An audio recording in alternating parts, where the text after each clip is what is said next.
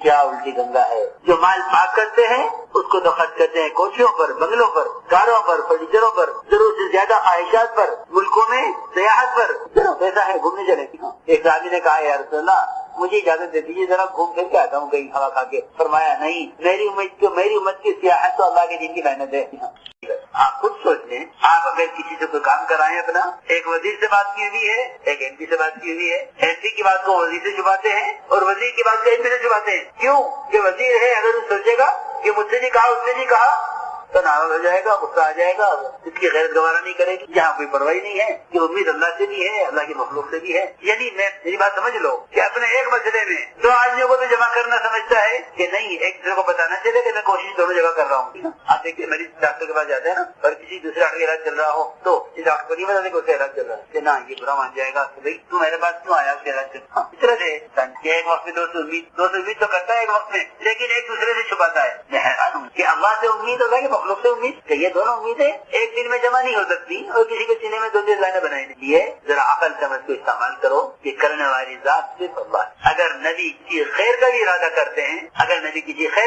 کرتے ہیں، تمام جسمانی قوت اور صلاحیت کے باوجود اور تمام اسباب کے مہیا ہونے کے باوجود کہ اللہ نے سلیمان علیہ السلام کو ایسی بادشاہت اور ایسا تسلط دیا تھا مخلوق پر کہ ان کے علاوہ کسی کو ایسی بادشاہت میسر نہیں آئی. اللہ کی کہہ کے مانگا تھا نا، اپنی ملک اللہ بغیر احد من بعدی. اللہ نے ایسی بادشاہت دی جو واقعی سلیمان علیہ السلام کے علاوہ کسی کے لیے میسر نہیں. لیکن اس ساری قوت اور اس ساری خلافت، حکومت، نبوت اور جنات سے لے کر ہوا تک ساری مخلوق پر ایسا قبضہ کیے ہوئے تھے کہ جس سے جب چاہیں جو کام لیں، اتنے اسباب مہیا ہونے والا وہ خیر کے ارادہ کرے کہ اللہ کے راستے کے لیے 2 مجاہد تیار کرنے ہیں، اللہ کے راستے کے لیے 2 مجاہد تیار. رعایا میں سے نہیں، اولاد میں. اللہ کی شان 2 بیوی صحبت کی، جس میں صرف ایک کو حمل ٹھہرا. سبھی ہیں خیر کا ارادہ ہے، اپنی اولاد سے، اپنی پیٹ سے 2 مجاہد تیار کرنے کا. ایک کو حمل ٹھہرا اور اس عورت سے بھی ناقص جسم بغیر روح کا پیدا ہو گیا وقت سے پہلے، اور دایا نے لا کر کرسی پہ ڈالا. حالانکہ غراضت ہے یہ کرسی پہ ڈالنے کی نہیں تھی. اللہ فرمانے القینا علی کرسی جسدا. یہاں تو حکام کو یہ زعم ہے کہ میں اس سے جو چاہوں کر لوں، کہ نہیں، تمہاری کرسی، تمہاری صلاحیت، تمہاری قوت، تمہارا ارادہ ہمارے ہاں سب صفر ہے. ہمارے ارادے کے مقابلے میں تمہاری کوشش سب صفر ہے، چاہے وہ نبی ہو یا غیر نبی ہو، کہ ہمارے امر کے مقابلے میں تمہاری ساری کوششیں صفر ہیں. فوراً یاد آ گیا، ہو گئی غلط. مادی شکلوں پر بھروسہ کر کے خیر کا ارادہ کر لیا ہے.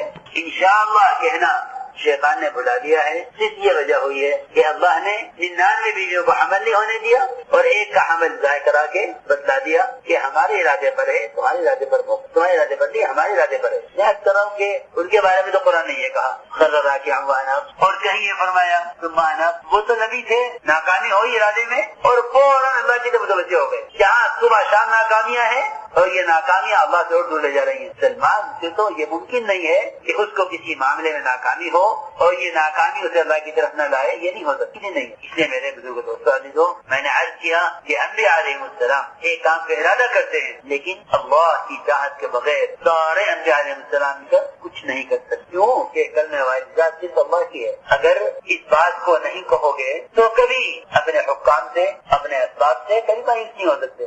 تو جب نبیوں کے بارے میں یہ کہہ دیا گیا تو کسی کی حیثیت کیا رہ گئی کہ کوئی شکل ایسی ہو جسے امید کی جائے؟ کرنے والی ذات صرف اللہ. اور میں عرض کر چکا کہ اس کے کرنے کے ضابطے اس کا دین ہے، کائنات ضابطہ نہیں. یہ ایمان کی تجدید اور اس کی ترقی کا سبب یہ ہے جو میں نے عرض کیا کہ ہمارے سارے پرانے نئے لوگوں کے مذاکرات اس رخ سے ہونے چاہیے اور مسجدوں کو خدا کے لیے ملاقاتوں کے دوران عمل سے خالی مت چھوڑنا، کیونکہ یقین کے بننے کی جگہ مسجد ہے، بگڑنے کی جگہ باہر کا ماحول ہے. اس بگڑنے کے ماحول سے اٹھا کر ایمان کے بننے کے ماحول میں لانا، یہ ہمارے گھر سے ملاقاتوں کا مقصد ہے. ہمیں صحابہ کی سیرت میں یہ مل رہا ہے. پھر ایمان کو ایمان کی علامتوں سے بیان کرو. یہ کہ ایمان اپنی علامتوں کے ساتھ ہے، بغیر علامت تو ایمان ہوتا ہی نہیں ہے. کہ ایمان اپنی علامتوں کے ساتھ ہے کہ ایمان کی جو سب سے بڑی علامت ہے اور جو علامت مطلوب ہے وہ اللہ کی اطاعت ہے.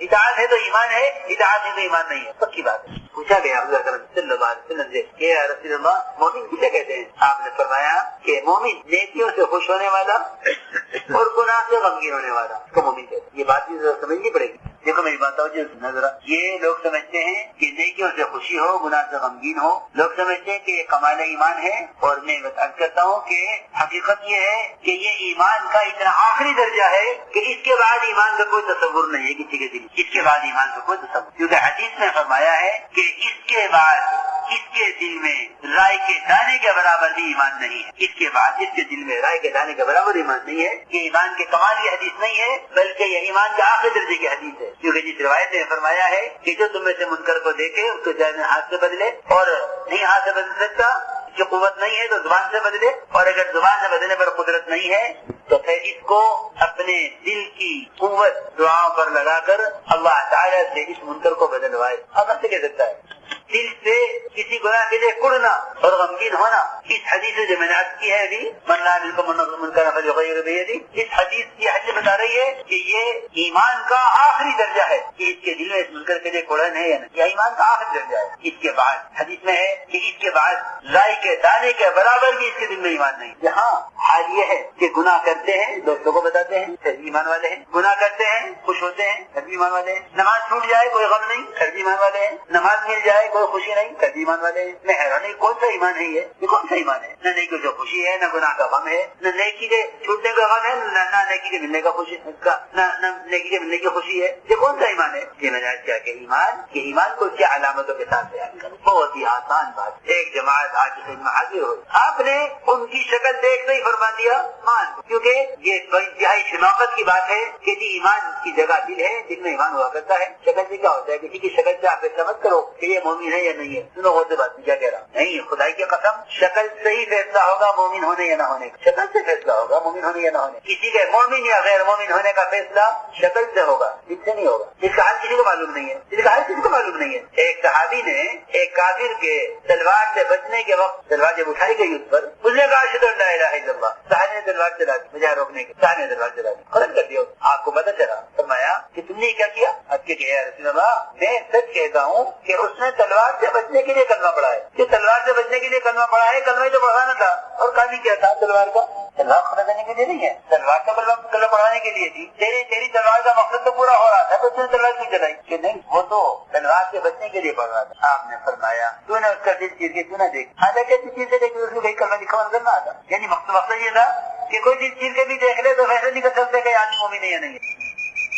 میری بات جان رکھنا، ایمان کا وجود دل میں نہیں ہوگا. آپ کسی کا دل کا آپریشن کر کے دیکھو، وہاں نہیں ملے گا ایمان. ایمان اس کے سر سے لے کر پیر تک صرف سنت کا حلیہ ایمان کی علامت ہے. اس کے علاوہ خدا کی قسم کچھ نہیں ہے. دھوکہ ہے، محض دھوکہ ہے. اس دھوکے سے نکلو، دوسروں کو نکالو. کہ ایمان دل کی چیز نہیں ہے، ایمان دل نہیں ہے. ایمان تو جسم میں ظاہر ہونے کی چیز ہے، چھپ ہی نہیں سکتا ایمان. غم اور خوشی یہ انسان کی ایسی دو خصلتیں ہیں کہ ان دونوں چیزوں کو چھپا نہیں سکتا. کتنی بھی اس کے اندر صلاحیت ہو، یہ غم اور خوشی کو چھپا نہیں سکتا. اس کا چہرہ بتا دے گا یہ غمگین ہے یا خوش ہے. اس غم کی بات کو ہو تو یہ چہرہ خوشی کا نہیں بنا سکتا، اور اس خوشی کی بات کو چہرہ غم کا نہیں بنا سکتا. کیوں؟ کہ اس کا جسم اس کے دیکھے تابع ہے. دھوکہ ہے شیطان کا. یعنی جناب اسلام توڑ کہ اسلام میں جانتا ہوں اللہ کا ایمان آیا ہوں کہ تیرے کا ایمان تیری شکل سے ظاہر ہونا چاہیے. اگر نہیں ہوتا ہے تو نہیں ہے، اگر ہے تو پھر ظاہر ہوگا. کی بات ہے یاد رکھنا. اسلام کی علامتوں کو مٹانا یہ اللہ کی لعنت اور اللہ کی رحمت سے دوری کا سبب ہے. اللہ کی لعنت سے اس شخص پر اسلام کی علامتوں کو مٹائے. بعض سنتیں ایسی ہیں جو اسلام کی علامتوں کو ظاہر کرتے. لوگ داڑھی کو کوئی چیز نہیں سمجھتے، حالانکہ زنا سے بڑا گناہ ہے. زنا کبیرہ گناہوں میں سے ہے، حد ہے اس پر. لیکن اس زنا کے گناہ کی کوئی حد ہے، زنا کے گناہ کی کوئی حد ہے. لیکن داڑھی کاٹنے کے گناہ کی کوئی حد. یہ ایسا گناہ مستمر ہے جو سوتے جاگتے نماز پڑھتے عبادت کرتے حج کرتے تلاوت کرتے ہر حال میں اس طرح مل رہا ہے جس طرح بجلی اور پنکھے چلتے رہتے ہیں اور بجلی کا میٹر چلتا ہے. کیوں؟ رسول اکرم صلی اللہ علیہ وسلم نے کیوں رخ پھیر لیا؟ بادشاہ کا قاصد آپ کے پاس آیا اور آپ کا حکم ہے کہ خواص کی طرف سے کوئی آئے تو اس کا اکرام کرو، اس کا خیال کرو. حکم ہے اس کا اذا اتاکم کریم قوم فکرموہ. بادشاہ کا قاصد آیا آپ کی خدمت میں آپ نے سر گھما لیا اس سے، اس کی طرف نہیں دیکھا، اس کو برا لگا، اشکار آپ کے پاس بھیجا گیا ہوں، جبکہ آپ کو تو ہر آنے والے کو دعوت دینا اور ہر ایک سے آپ کو خندہ پیشانی سے ملنا اور ہر ایک کا اکرام اور اس کا استقبال کرنا، یہ آپ کا کام تھا۔ پھر ایک آدمی بادشاہ کے یہاں سے آئے، بادشاہ کا قاصد ہے، اس کو تو ایسا اکرام کر کے بھیجنا چاہیے کہ یہ اس بادشاہ کی ہدایت کا ذریعہ بن جائے، لیکن حضور اکرم صلی اللہ علیہ وسلم نے اس قاصد سے نظر پھیر چہرہ پھیر لیا، نے کہا کیوں جی آپ ادھر کیوں نہیں دیکھتے؟ آپ نے اسی کو پھیر لیا، فرمایا صرف اس لیے کہ تم نے داڑھی کٹائی، نظر تو کرو۔ جب حضور اکرم صلی اللہ علیہ وسلم ایک ایسے کافر بادشاہ کی طرف سے آنے والے قاصد سے جس کو دعوت دینا انتہائی ضروری تھا رخ پھیرے ہوئے ہیں، تو ہمیں کیا امید ہے کہ آپ ہمیں رخ کریں گے؟ طریقوں پر غیروں کے چلتے ہو اور نبی کی محبت کا دعویٰ کرتے ہو، اللہ تعالیٰ ان باتوں میں آنے والے نہیں، سچے مسلمان بن کے چلاؤ۔ مسلمان کا امتیاز، اس کی شان، اس کی پہچان خدا کی قسم صرف سنتیں ہیں، فرائض بھی مسلمان کے تعارف کے لیے کافی، کیونکہ فرائض کفر اسلام کے درمیان فرق کرتے ہیں اور سنتیں کافر مسلمان کے درمیان فرق کرتے ہیں۔ ساری باتیں سب کر رہا تھا، کیا دیکھتے فرما دیا، دیکھتے فرمایا ہاں تم کیا ہو، آپ کی طبیعت مائل ہے ان کی طرف، کسی سات صحابہ کی جماعت، 7 صحابہ دیکھتے آپ نے فرمایا ماں تم کیا ہو، کسی نے کہا تاجر ہے، آپ جس سے پوچھو گے آج وہ اپنا تعارف کرائے گا اور تعارف کرانے میں فخر محسوس کرے گا، میں وزیر مالیات ہوں، میں وزیر جنگلات ہوں، میں وزیر تعلیمات ہوں، میں وزیر کیا ہوتے ہیں ذرا اس سے نیچے اترو گے تو کوئی پروفیسر ہے، انجینئر ہے، ڈاکٹر ہے، یہ ہمارے تعارف ہے۔ صحابہ نے سارا کام کیا لیکن کسی صحابی کا تعارف قرآن حدیث میں کہیں نہیں ملتا کہ کوئی صحابی کسی دنیاوی پیشے سے مشہور ہو۔ انصار مہاجر کیونکہ دو نسبتیں ہیں اسلام کے ساتھ، ہجرت اور نصرت، 2 نسبتیں ہیں، اس سے انصار مہاجر کے علاوہ کوئی تیسری قسم ملتی نہیں ہے، ان سے ہٹو تو پھر منافق یا کافر، بس 2% مسلمان انصار یا مہاجر ملیں گے، کوئی تیسری قسم نہیں ملے گی۔ اب تو انصار دین کی خدمت چھوڑ کر اب انصار کہتے ہیں کپڑے بننے والے انصار، آئے افسوس جی کے بارے آپ یہ فرما رہے، اگر ہجرت میں انصار میں سے ہوتا آج کپڑا بننے والوں کہا جاتا ہے انصار، گوشت کاٹنے والوں کہا جاتا ہے قریش۔ توبہ توبہ توبہ توبہ، ان نسبتوں کو محنت بدل کر ان نسبتوں کی کتنی توہین کی ہے، محنت رخ بدل دیا۔ صحابہ نے یہ نہیں کہا کہ ہم تاجر ہیں، یہ ہمارے ساتھ لوگ کاشتکار ہیں، نہیں، کوئی ذکر نہیں، کہیں نہیں ملتا۔ صحابہ نے عرض کیا کہ ہم سب ایمان والے، آج کوئی نہیں ملے گا آپ کو، کسی سے بھی پوچھو کوئی نہیں کہا میں ایمان والا ہوں، کہ ایمان والے کیا کہنا، وہ تو ہم ہیں، کیا ایمان والے کہنا اپنا آپ کو، ہم ہیں ایمان والے۔ صحابہ نے کہا ہم سے ایمان والے، فرمایا کیا علامت ہے، ایسی تھوڑی ہے کہ آمنا کہہ دو چھوڑ دیں، ہم تو پوچھیں گے اور دیکھیں گے اور پرکھیں گے تمہارا ایمان کو۔ صحابہ نے کہا کہ ہمارے اندر 15 خصلتیں ہیں، بہت آسان بات ہے، یہ 15 خصلتیں پیدا کر لو، دیندار نہیں ہو جاؤ گے اور یہ اللہ نہیں ہو جاؤ گے، بلکہ اللہ کے نبی فرما رہے ہیں کہ یہ 15 خصلتیں کی وجہ سے قریب تھا کہ نبی ہو جاتے، تو فرمایا قریب تھے یہ کہ سب نبی ہو جاتے، قادوا ان یکونوا انبیاء، روایت میں ہے۔ بہت آسان بات، 5 باتوں پر ہمارا ایمان ہے، 5 پر ہمارا عمل ہے، 5 ہمارے زمانے جاری نے فرمایا 5 باتوں پر تمہارا ایمان ہے، اور کیا ہے، کیا ایمان لائے ایمان لائے اللہ پر ایمان لانا، اس کی تمام صفات پر ایمان لانا ہے، وہ جیسا بڑا ہے اس کو ایسا بڑا ماننا، وہ جیسا غفار ہے اس کو ایسا غفار ماننا، اس کی تمام صفات پر ایمان لانا۔ آمنت باللہ کما ہوا بصفاتہ بکمالہ، کہ اللہ پر میں ایسا ایمان لایا ہوں جیسا وہ ہے، اور صرف اتنا ہی نہیں بلکہ آگے فرمایا ہے وقبلت جمیع احکامہ، کہ میں نے اس کے تمام احکام کو باعتبار قلب کے نہیں تسلیم کیا ہے، میں نے اس کے تمام احکامات کو باعتبار اعضاء کے تسلیم کیا ہے۔ یہ مطلب ہے اس کا وقبلت جمیع احکامہ،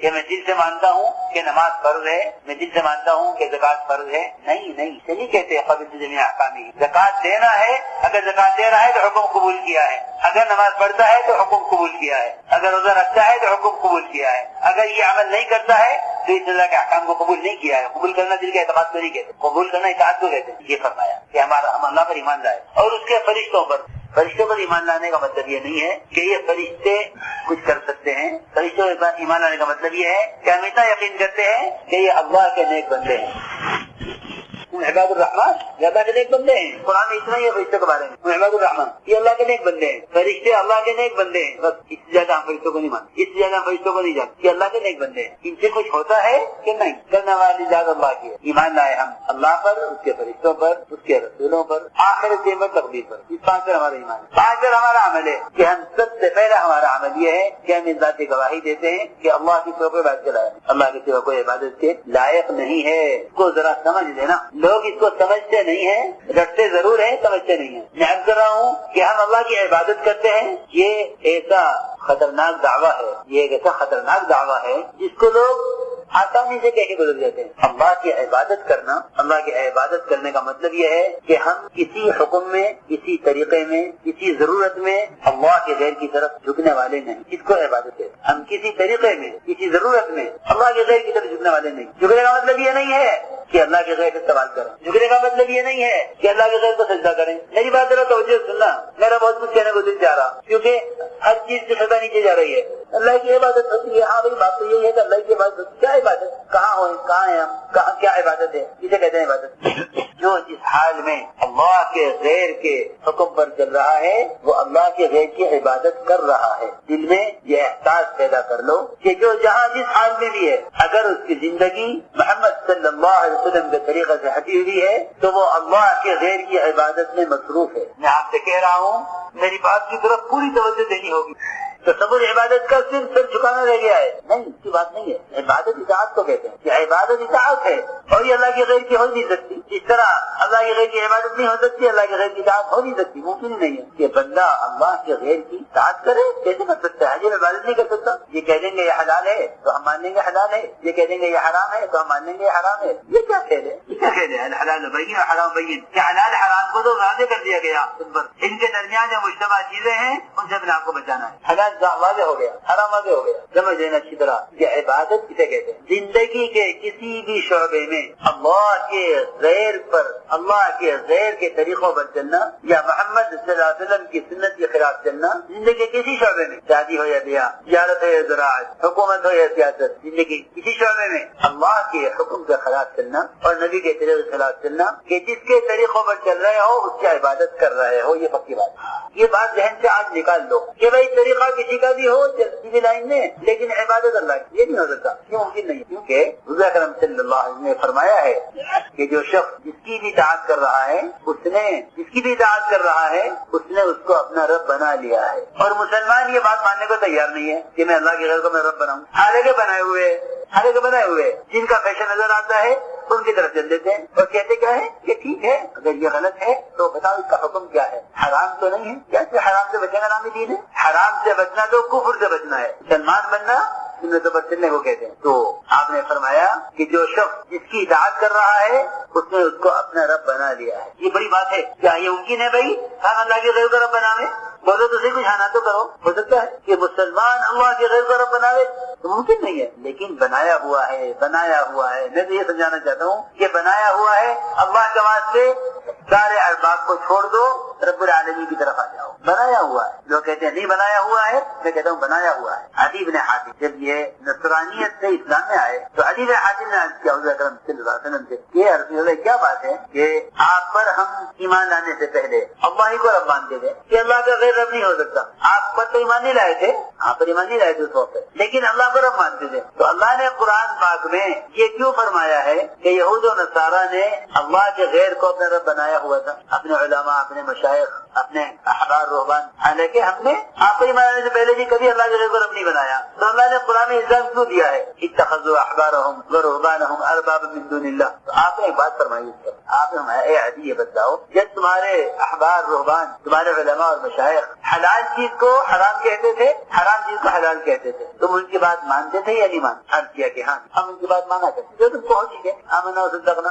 آپ نے فرمایا اے عدی تب تو تم نے ان کو اپنا رب بنا لیا تھا، یہ فرمایا آپ نے، حالانکہ وہ خود کہہ رہے ہیں کہ نہیں ہم رب کو رب مانتے تھے، اللہ کو رب مانتے تھے، لیکن ہمارے علماء اور مشائخ اگر کسی حرام چیز کو حلال کر دیں اور حلال کو حرام کر دیں تو ہم جانتے ہوئے کہ ہاں یہ غلط کہہ رہے ہیں ہم ان کی بات مان لیا کرتے تھے۔ فرمایا پھر تو تم نے ان کو اپنا رب بنا لیا۔ میں ساری بات اس پر عرض کر رہا ہوں کہ صحابہ کی جماعت نے کہا کہ ہم ایمان لائے ہیں اللہ پر، کی کتابوں پر، اس کے فرشتوں پر، اس کے رسولوں پر، آخرت کے دن پر، تقدیر پر، اور ہم کلمہ گواہی دیتے ہیں اور نماز قائم کرتے ہیں۔ یہ 5 عمل ہماری زندگی میں ہیں، کلمہ گواہی دیتے ہیں، نماز قائم کرتے ہیں، رمضان کے روزے رکھتے ہیں، بیت اللہ کا حج کرتے ہیں اور زکات ادا کرتے۔ یہ 5 فرائض یہ ہمارے عمل میں ہے۔ ایک بات خاص طور پہ یہ فرمائی کہ نماز قائم کرتے ہیں، زکات ادا کرتے ہیں۔ نماز کو قائم کرنا تو دین کو یقین قائم کر دیتا ہے، یہ تو طے شدہ بات۔ جن کا دین بگڑا ہوا ہے خدا کی قسم ان کی نماز بگڑی ہوئی، جن کا دین بگڑا ہوا ہے ان کی صرف نماز بگڑی ہوئی ہے۔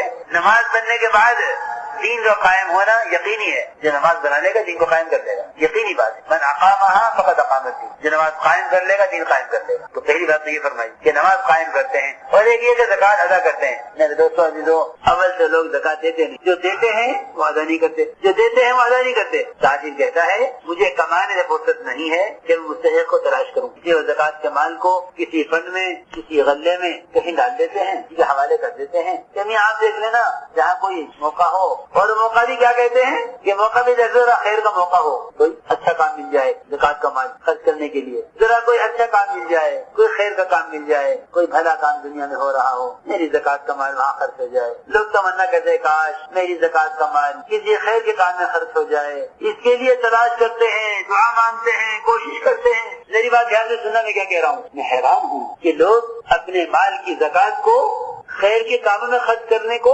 اپنی سعادت سمجھتے ہیں کہ میرا زکوٰۃ کا مال خیر کے کام میں خرچ ہو جائے۔ یہ تیرے مال کا میل، یہ تیرے مال کا گند، یہ خیر کے کاموں کے لیے۔ اس مال کو تو لے کر چنتا تلاش کرتا اپنے خاندان میں، اپنی گلی میں، اپنے محلے میں، اپنے ضلع میں، اپنے شہر میں، اپنے صوبے میں، جی یہاں کوئی نہ ملتا مستحق، تو مال کو لے کر اور باہر نکلتا ملک سے کہ کوئی بیمار، کوئی پریشان حال، کوئی ننگا، کوئی بھوکا، کوئی مقروض، کوئی تندرست مل جاوے، تلاش کرنا تو خرچ کر دوں۔ کیا الٹی گنگا ہے؟ جو مال پاک کرتے ہیں اس کو تو خرچ کرتے ہیں کوٹھیوں پر، بنگلوں پر، کاروں پر، فرنیچروں پر، ضرورت سے زیادہ خواہشات پر، ملکوں میں سیاحت پر۔ چلو پیسہ ہے گھومنے چلے۔ ایک صحابی نے کہا یا رسول اللہ مجھے اجازت دے دیجیے ذرا گھوم پھر کے آتا ہوں کہیں ہوا کھا کے۔ فرمایا نہیں، میری امت کی سیاحت تو اللہ کے دین کی محنت ہے۔